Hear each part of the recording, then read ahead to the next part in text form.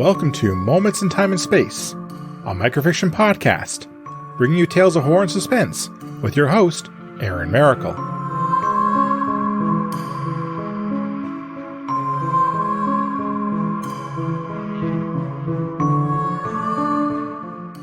Hello everyone. Cultures around the world have burial traditions that ensure their loved ones are ready for the afterlife. Sometimes, these traditions do not go according to plan. Charon sat on a worn stump near the edge of the river Styx and sighed. There had not been many souls lately that arrived seeking his services, and even worse, those that had found him lacked any sort of currency to trade for his services. He turned his gaze towards the group of souls that wandered the riverbank a short distance away.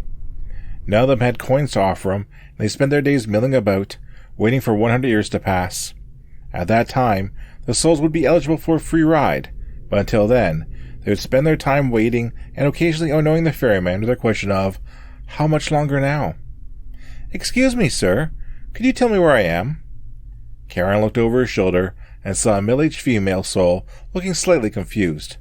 She was dressed in a standard black funeral dress, simple and functional. "Indeed I can, young lady," Charon said, and he rose from his stump. "You have passed from your mortal life, and now stand at the edge of the river Styx. I am the ferryman, Charon, and I can take you to the afterlife for a price." The woman looked at the river, and then at the souls milling around further down the shore. Charon waited patiently in the silence for the woman to come to terms with their new state of existence. "Oh, well, I am Mary, and it's nice to meet you, Mr. Charon," the woman said. "I guess I was not one of the survivors of the crash." Mary laughed at her own joke, and Charon forced a small smile. It had been some decades since he had heard laughter. "So, Mr. Charon, please. Charon will do. Charon, what is your price for a ride to the afterlife?" "The price is usually a coin or two. Any value will do. If your people follow the traditions, they would have placed them under your tongue or next to your body before burial." Mary began to pat down her body. What happens if I don't have any coins?" "You'll have to wait 100 years, and then you'll be permitted to cross for free," Charon explained. "I hope you have some currency." "I don't seem to have any." Oh, wow. I guess my niece must have snuck this into my casket." Charon looked and saw Mary was holding a well-worn paperback book. The papers were yellow with age, and the spine was cracked from being bent back far beyond its limits. The cover is very simple, a pair of pale hands holding an apple under the title of the book, Twilight. "This was my favorite book. I must have read it 100 times, Mary said. "A book? So it is a story?" Charon asked. "Indeed, a tale as old as time. What is it about?" "It is a love story between the dead and the living." Charon rubbed his chin with a thin hand. "It sounds intriguing." "Would you take it as payment?"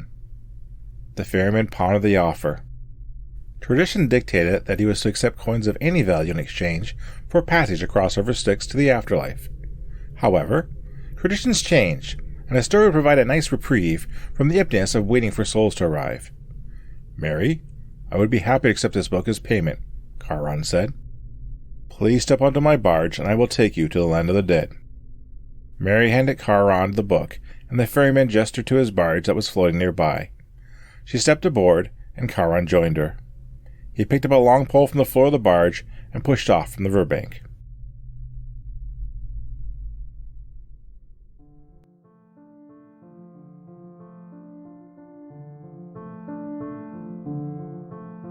Carry coins for the ferryman. Thank you for listening. If you like what you heard, please subscribe to the podcast and leave a review.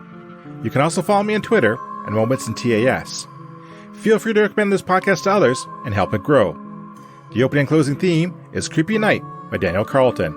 Until next time, be safe, be smart, and be well. See you soon.